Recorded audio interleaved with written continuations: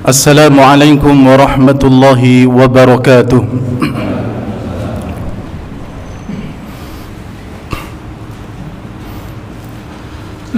Innal hamdalillah nahmaduhu wa nasta'inuhu wa nastaghfiruh wa na'udzu billahi min shururi anfusina wa min sayyiati a'malina. من يهده الله فلا مضل له ومن يضلل فلا هادي له. أشهد أن لا إله إلا الله وحده لا شريك له وأشهد أن محمدا عبده ورسوله صلى الله عليه وعلى آله وأصحابه ومن سار على نهجه وتمسك بسنته إلى يوم الدين وسلم تسليما كثيرا. أما بعد، jamaah kaum muslimin wal muslimat rahimani wa rahimakumullah. Alhamdulillah, segala puji hanya milik Allah tabaraka wa ta'ala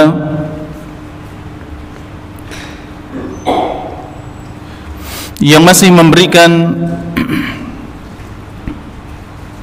kepada kita kesempatan untuk bisa beribadah, dan salah satu ibadah wajib yang telah kita laksanakan adalah sholat maghrib dengan berjamaah.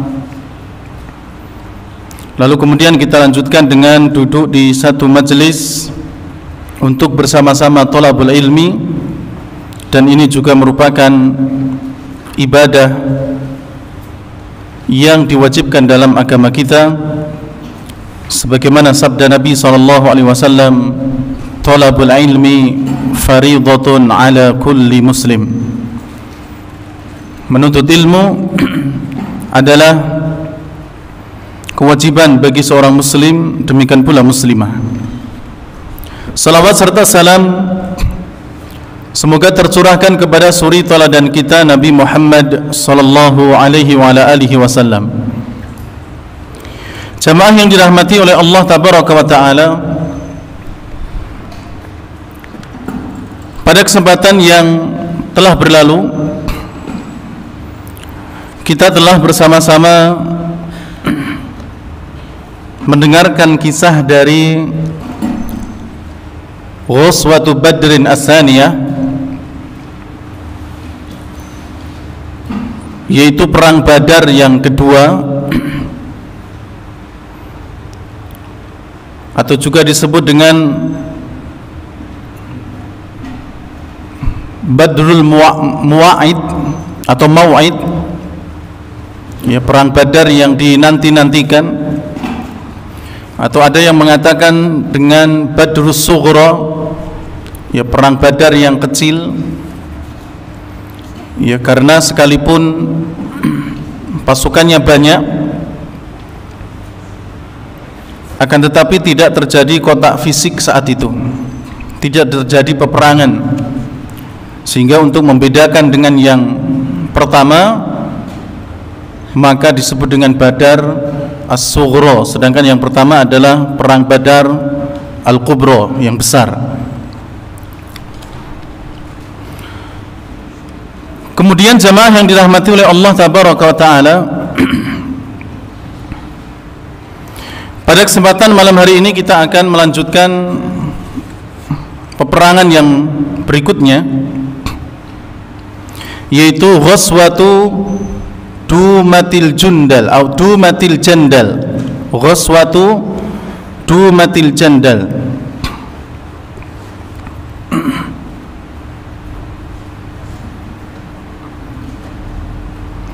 Ya, perang Dumatul Jandal namanya. Jamaah yang dirahmati oleh Allah tabaraka wa ta'ala,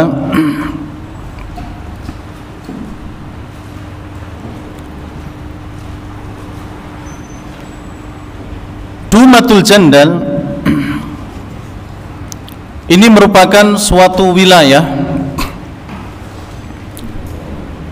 yang letaknya berdekatan dengan kota Syam.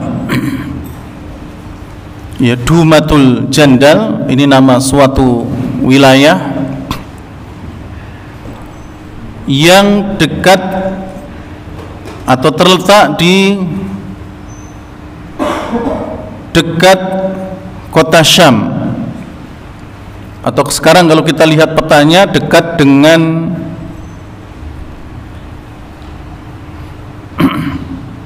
Jordania kalau tidak salah, Jordan. Dan Dumatul Jandal saat itu termasuk wilayah kekuasaan Romawi.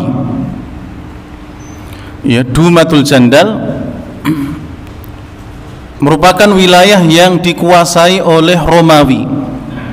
Oleh karenanya agama yang dianut masyarakatnya adalah Nasrani. Ya, mereka beragama Nasrani.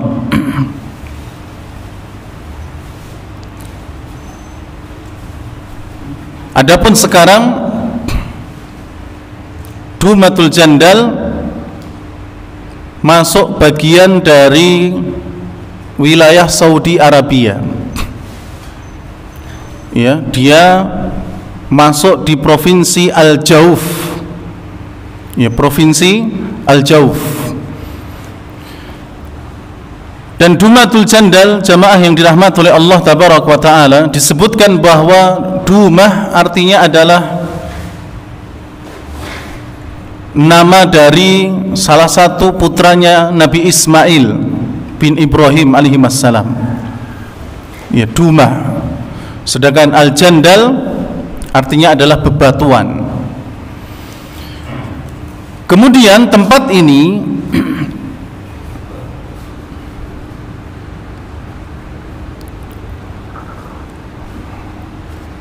Dumatul Jandal telah menjadi saksi beberapa peristiwa, dan peristiwanya termasuk peristiwa yang besar. Ya, Dumatul Jandal ini termasuk tempat yang memiliki histori sejarah dan menjadi saksi beberapa peristiwa besar. Di antaranya adalah peristiwa perang Dumatul Jandal. Ya, Dumatul Al-Jandal, dan yang nanti insyaallah akan kita bersama-sama dengarkan.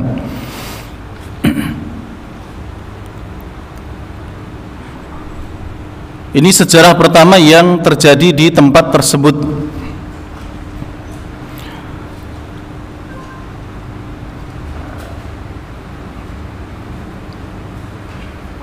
Kemudian yang kedua, terjadinya pasukan Abu Bakar As-Siddiq yang melawan pasukan Nabi palsu.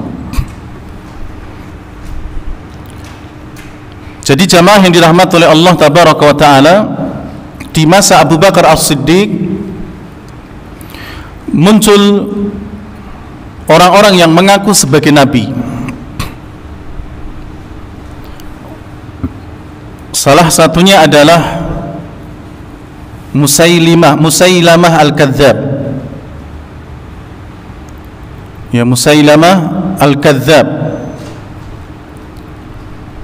yang dia mengaku sebagai nabi kemudian diikuti oleh banyak orang. Maka kemudian bergeraklah Abu Bakar As-Siddiq bersama pasukan kaum muslimin untuk memerangi mereka, sehingga terjadilah peperangan namanya perang Yamamah. Setelah itu kemudian Musailamah Al-Kadzab atau Musailamah Al-Kadzab ia tewas di peperangan tersebut, dan yang membunuh adalah Wahsy. Ya, Wahsy, yang dia memang benar-benar berjanji untuk melakukan sesuatu yang bisa menebus kesalahan dia dahulu ketika membunuh siapa? Hamzah bin Abdul Muttalib. Ya, Wahsy mengatakan, aku dahulu pernah membunuh orang terbaik, orang yang paling dicintai oleh Nabi SAW, dan sekarang aku membalasnya, menutupnya dengan membunuh orang yang paling jelek dan paling dibenci oleh Nabi SAW, yaitu Musailamah Al-Kadzdzab, yang dia mengaku sebagai Nabi. Maka setelah itu muncul di Dumatul Jandal Nabi palsu berikutnya, yang ternyata dia merupakan orang yang pernah menjadi bagian dari pengikutnya Musailamah Al-Kadzdzab. Ya, dia mengaku sebagai Nabi. Lalu kemudian Abu Bakar As-Siddiq juga memerangi mereka, ya, memerangi nabi palsu yang ada di Dumatul Jandal. Ini sejarah yang kedua yang terjadi di tempat tersebut. Sejarah yang ketiga yaitu perjalanan Umar bin Khattab ketika akan ke Baitul Maqdis. Ya, apakah perjalanan ke sana atau balik dari sana? Umar bin Khattab singgah di Dumatul Jandal. Ya, karena kalau dari Madinah itu ya ke arah utara, ya ke arah utara menuju ke daerah Syam atau jalur ke Syam, yang mana Dumatul Jandal ini dekat dengan daerah Syam, ya, Jordan kalau sekarang, ya, kalau tidak salah saya dilihat di petanya, ya, jadi ke arah utara. Ketika akan ke Baitul Maqdis, Umar bin Khattab singgah di sana atau pulang dari sana singgah di, ya, Dumatul Jandal, dan beliau membuat masjid di sana, ya, membuat masjid yang semuanya, ya, dari tumpukan-tumpukan batu, ya, masjid yang sekarang dikenal dengan Masjid Umar bin Khattab, ya, di daerah Dumatul Jandal. Ini juga merupakan peristiwa yang besar.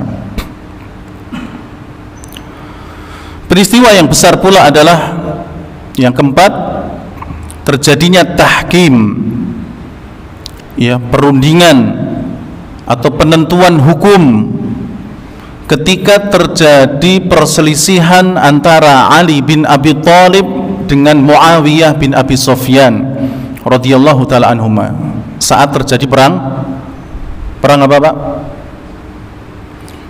Ali dengan Muawiyah perang apa? As-Siffin. Ali dengan Aisyah perang apa? Perang Jamal. Ya. Jadi ketika terjadi perang Siffin antara pasukan Ali bin Abi Thalib dan juga Muawiyah bin Abi Sufyan, dan saat itu Muawiyah berada di Syam kalau tidak salah, ya, terjadi perselisihan di antara mereka dan terjadi peperangan, makanya disebut dengan perang As-Siffin. Dan berhentinya adalah adanya kesepakatan untuk mengadakan tahkim, ya, untuk mengadakan tahkim, sehingga keduanya mengutus, ya, masing-masing dari mereka utusan, kemudian diadakan perundingan, ya, dan itu terjadi di Dumatul Al-Jandal, ya, di Dumatul Al-Jandal. Ada Abu Musa Al-Asy'ari, ya, beliau dari utusan Ali bin Abi Thalib, kemudian Amr bin As, utusan dari Muawiyah bin Abi Sufyan. Mereka berunding di situ untuk menentukan bagaimana yang terbaik. Jadi jamaah yang dirahmati oleh Allah tabaraka wa taala, Dumatul Jandal adalah tempat yang sangat memiliki histori sejarah, ya, bahkan di situ disebutkan ada benteng, ya, yang begitu besar yang menunjukkan akan, ya, adanya sejarah yang besar pula di daerah yang namanya Dumatul Al-Jandal. Dan menurut Syekh Shafiyur Rahman Mubarakfuri, ya, pengarang kitab ini, kitab Ar-Rahiq Al-Makhtum, beliau dari India, mengatakan bahwasannya penyebutan dumah adalah dengan didhammah, ya, wa dumah bidhammi, dengan didhammah, yaitu dalnya didhammah, dumatu al-jandal, karena ada yang menulis atau yang mengatakan daumatul jandal dengan menfathah. Ya, misalnya jenengan cari di YouTube misalnya perang Daumatul Jandal, mungkin juga akan ada di sana tulisan Daumatul Jandal. Tapi menurut Syekh Sofi Rahman, ya, bahwa dalnya itu di dhammah bukan di fathah, sehingga disebut dengan atau dibaca Daumatul Jandal, du bukan dau, ya, Daumatul Jandal. Kata beliau, maudhi'un ma'rufun bi masyarifis Syam. Ya, Daumatul Jandal adalah suatu daerah atau wilayah yang terkenal atau sudah dikenal bi masyarifis Syam, di pinggiran-pinggiran kota Syam. Ya, karena dulu masih masuk di kekuasaan Romawi. Bainaha wa baina Dimashqa khamsa layalin. Kata beliau, tempat ini jaraknya dengan Damaskus adalah 5 malam, ya, dengan ditempuh 5 malam saja. Wa bu'duha minal Madinah, adapun jarak tempat ini dari kota Madinah adalah khamsu asyrata lailah, yaitu 15 malam. Ya, jadi saat itu Nabi SAW keluar bersama para sahabat, tentara beliau, menuju Daumatul Jandal, menghabiskan, ya, waktu 15 malam, ya, untuk datang ke tempat tersebut. Jamaah yang dirahmati oleh Allah Tabaraka wa Ta'ala, sekarang kita akan, ya, lihat bagaimana kisahnya. Kata beliau, ada Rasulullah SAW min Badrin. Jadi setelah terjadi perang Badar yang kedua, di mana saat itu tidak ada kontak senjata, ya, dikarenakan Abu Sufyan saat sampai di daerah Dhahran kembali ke Mekah, ya, dengan alasan tidak pantas dan tidak pas, istilahnya, kalian perang saat ini. Sekarang adalah masa kemarau. Ya, kalau kalian perang tidak pas waktunya. Ya, kalau pas adalah di musim hujan, di mana kalian bisa, ya, memanfaatkan pepohonan, bisa mengembala kambing-kambing kalian atau pengembalaan kalian bisa minum susu dan seterusnya. Sekarang tidak pas. Fa inni raji'un farji'un. Ya, aku akan pulang. Aku akan balik ke Madinah dan kalian silahkan balik ke Madinah. Dan ternyata semuanya ikut balik ke Madinah, walaupun sebenarnya ini bukan alasan yang tepat, ya, atau ini bukan alasan utama.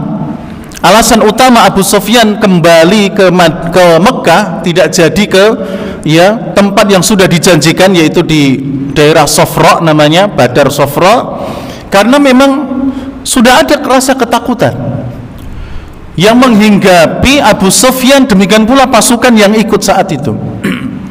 Mereka sudah ada bayangan, ini kalau kemudian kita kalah, kalau kemudian mereka benar-benar membantai kita, kalau kemudian mereka benar-benar menang dalam medan ini, kita akan jadi apa, kita akan bagaimana, dan seterusnya. Rasa ketakutan sudah benar-benar menghinggapi Abu Sufyan dan pasukannya saat itu. Bahkan sebelum berangkat, Abu Sufyan sudah kemudian menginginkan, ya, berharap Muhammad dan pasukannya tidak jadi datang, ya, tidak jadi datang. Walaupun demikian, dia tetap menyebarkan isu-isu, ya, sampai dia menyewa, ya, salah seorang dari Madinah yang sedang umroh ke Mekah, ya, dengan diberikan sekian banyak dari onta, untuk nanti ketika kembali ke Madinah menyebarkan isu bahwa Abu Sufyan dan pasukannya sudah bersiap-siap akan datang ke Badar As-Sofra. Ya, padahal Abu Sufyan saat itu sudah takut. Ya. Tapi kalau mau ngomong ya, bagi Abu Sufyan saat itu ini merupakan kerendahan, ya, malu kalau mau berbicara demikian, kita batalkan saja misalnya, ya, karena ini akan menurunkan wibawa beliau saat itu. Makanya udah berangkat aja dulu, mungkin di perjalanan cari alasan, mungkin ini alasan yang pas, ya, inni raji'un farji'u, aku akan balik pulang, silahkan kalian juga balik pulang. Ternyata semuanya juga balik pulang, tidak ada kontak fisik saat itu. Maka kemudian Nabi pun kembali ke Madinah. Wa qad sadal mantiqata al-amna wassalam, dan saat itu Nabi SAW memimpin kota Madinah yang menjadi wilayah kekuasaan beliau dengan keamanan dan keselamatan. Watma'annat daulatuhu, dan juga pemerintahannya tenang-tenang saja. Maka kemudian Nabi SAW memiliki, ya, gagasan agar kemudian dakwah beliau bisa menyebar ke berbagai tempat, termasuk di aqsa hududil Arab, ya, yaitu ujung-ujung daripada batasan-batasan negeri Arab. Makatha ba'da Badrin as-sughra fil Madinah 6 ashhur. Ya, saat itu Nabi SAW setelah perang Badar yang kedua ini, beliau tinggal di Madinah selama 6 bulan. Ya, jadi setelah peristiwa perang Badar, beliau balik ke Madinah. 6 bulan berikutnya, ja'at ilaihil akhbar bi annal qabaila hawla dumatil jandal qariban minasyam taqta'u tariqa hunak wa tanhaba ma yamurru biha. Sampai kabar, ya, kepada Nabi SAW bahwasannya beberapa kabilah, ya, yang berada di daerah Dumatul Jandal, mereka suka merampok, ya, mereka suka merampok. Wa tanhabu ma yamurru biha, dan juga suka merampas orang-orang yang lewat. Padahal, ya, daerah Dumatul Jandal ini termasuk jalur perdagangan. Orang-orang yang dari Madinah, orang-orang yang dari Mekah, ya, yang mereka akan mengadakan perjalanan perdagangan ke negeri Syam, kebanyakan melewati Dumatul Jandal, ya. Maka orang-orang yang di sana, beberapa kabilahnya, mereka melakukan, ya, kriminalitas dengan merampok, ya, merampas, membegal, ya, mencegah orang-orang yang lewat untuk diambil barang-barangnya. Selain itu, wa annaha qad hasyadat jam'an kabiran turidu an tuhajimal Madinah.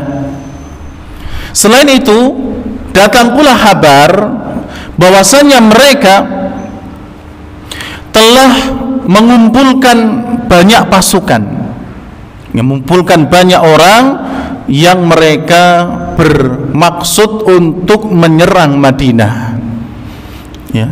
Jadi selain mereka ini adalah para perampok, perampas, ya, pembegal, mereka dikumpulkan, ya, disatukan yang niatannya adalah untuk menyerang Madinah. Maka mendengar ini, jamaah yang dirahmati oleh Allah, fastamala Rasulullah sallallahu alaihi wasallam alal Madinah Siba ibn Ghurfutah al-Ghifari.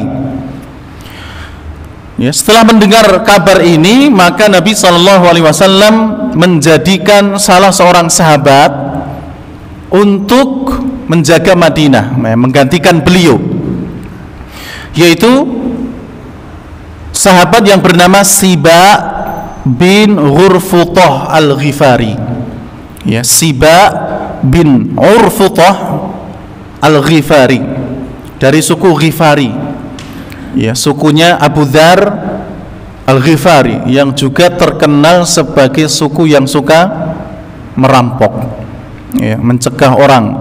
Termasuk kalau kita masih ingat ketika membahas Abu Dzar al-Ghifari, ya, beliau termasuk yang sempat menjadi pelakunya, ya, sampai datang kemudian kabar bahwa di, ya, Madinah atau di Mekah muncul seseorang yang membawa risalah, sehingga singkat cerita beliau mengutus adiknya atau saudaranya ya untuk mencari tahu kabarnya. Setelah balik lagi diberitahukan ternyata nggak marem. Akhirnya Abu Dzar sendiri yang datang ke sana dan ya pada intinya masuk Islam.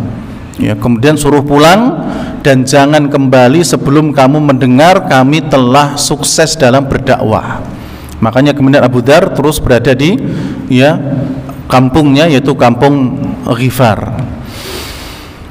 Kemudian jamaah yang dirahmati oleh Allah tabaraka wa taala, ya, jadi Siba bin Urfutah Al-Ghifari.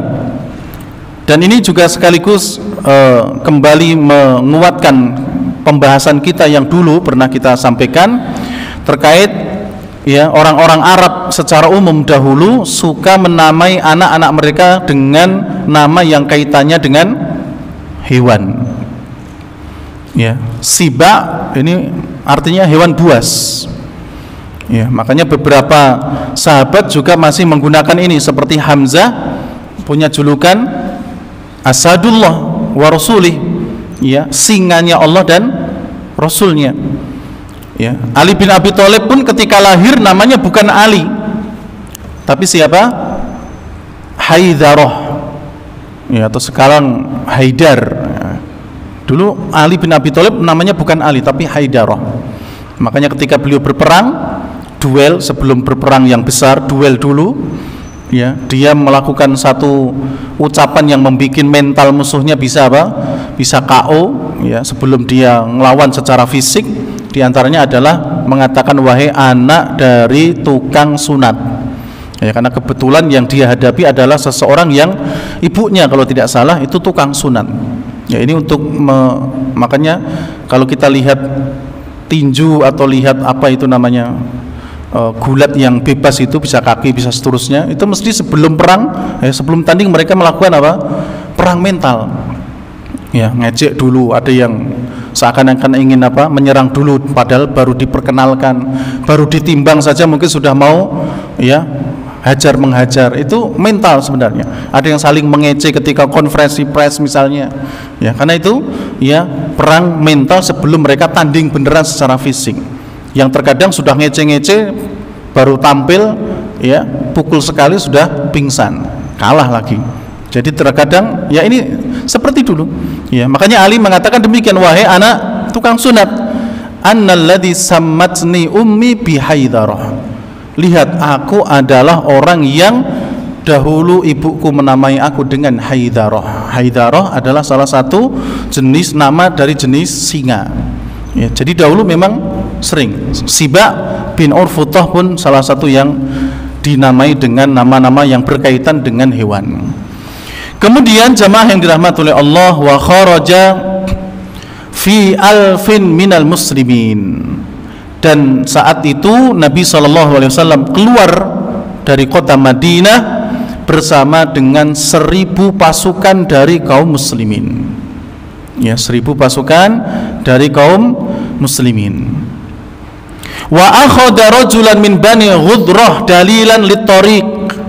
Ya, dan saat itu Nabi menjadikan salah satu orang dari kabilah Ghudrah ya untuk menjadi penunjuk jalan. Ya. Dia disebut atau namanya adalah Madkur. Ya, namanya Madkur. Jadi beliau menyewa salah seorang dari Bani Ghudrah namanya Madkur untuk menjadi penunjuk jalan untuk sampai ke Dumatul Jandal. Ya, karena Madkur ini terkenal dengan orang yang sangat benar-benar ya tahu jalan yang bisa menuju Dumatul Jandal, tapi bukan jalan umum.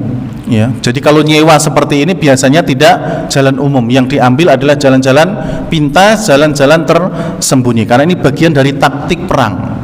Ya, kalau lewatnya lewat jalan umum maka ini bisa diketahui. Kemudian jamaah yang dirahmati oleh Allah tabaraka wa taala, kejadian ini terjadi pada bulan Rabiul Awal. Ya, Rabiul Awal tahun ke-5 Hijriyah. Saat bulan tersebut tinggal 5 hari saja.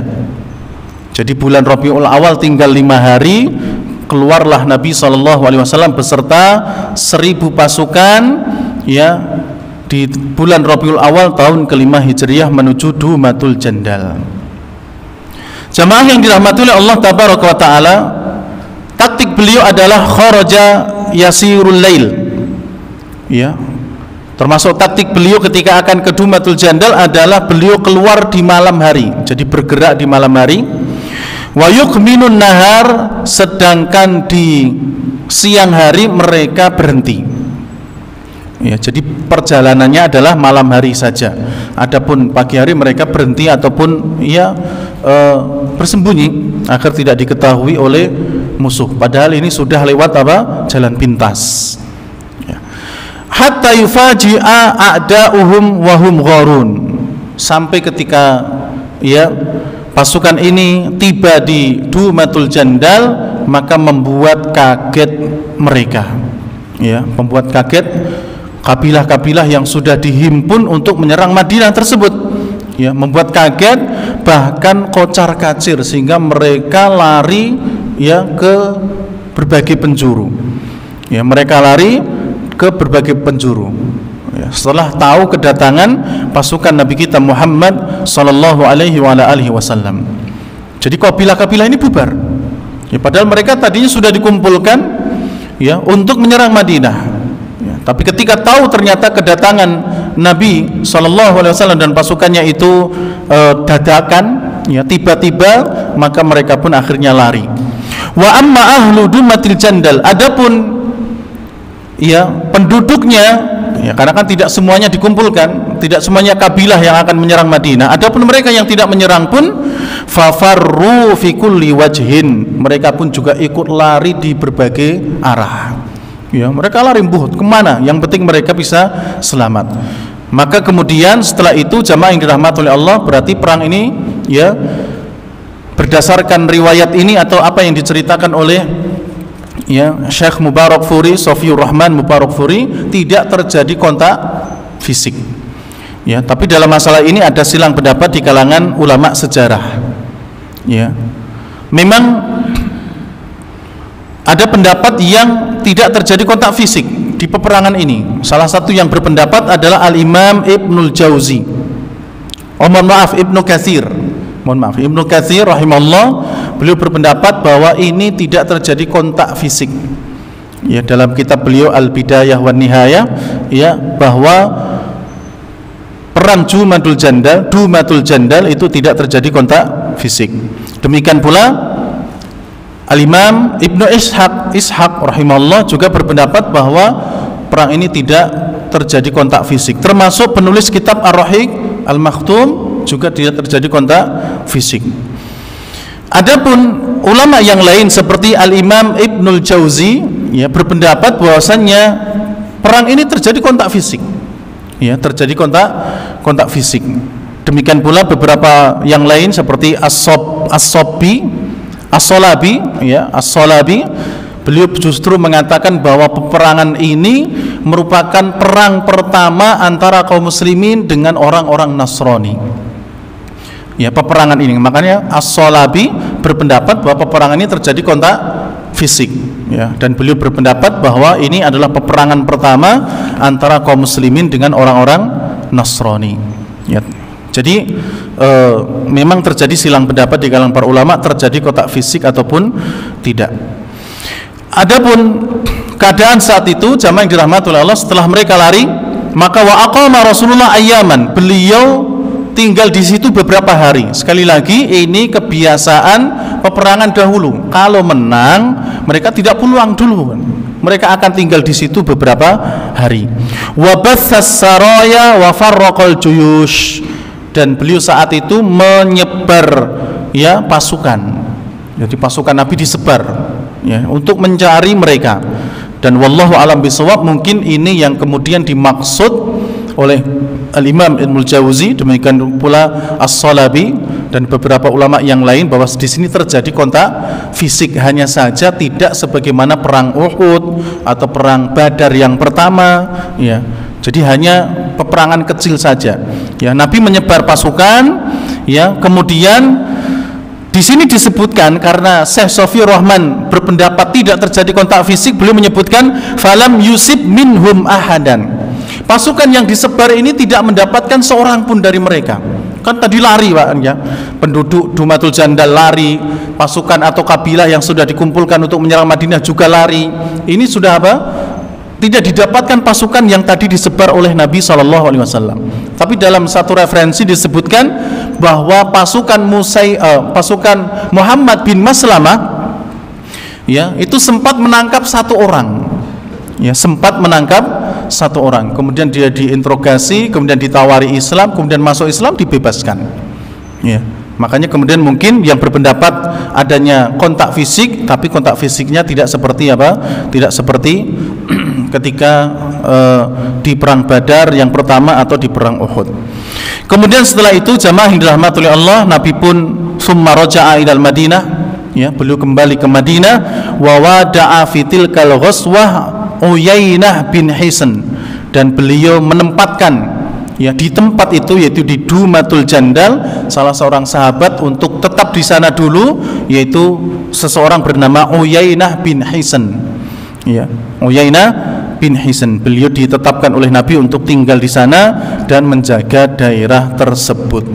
Wallahu taala alam bisawab. Jamaah yang dirahmati oleh Allah, demikian apa yang bisa kita sampaikan pada kesempatan malam hari ini terkait dengan perang Ghazwatu Dumatul Jandal, dan insyaallah di kesempatan yang lain kita akan teruskan kisah ini ya, pelajaran kita tentang sejarah Nabi SAW dari kitab Ar-Rahiq Al-Makhtum, dan judul yang selanjutnya adalah Ghazwatul Ahzab, yaitu perang Al-Ahzab biidnillahi subhanahu wa ta'ala. Demikian, subhanakallahumma rabbana wa bihamdik, asyhadu an la ilaha illa anta astaghfiruka wa atubu ilaik. Wassalamualaikum warahmatullahi wabarakatuh.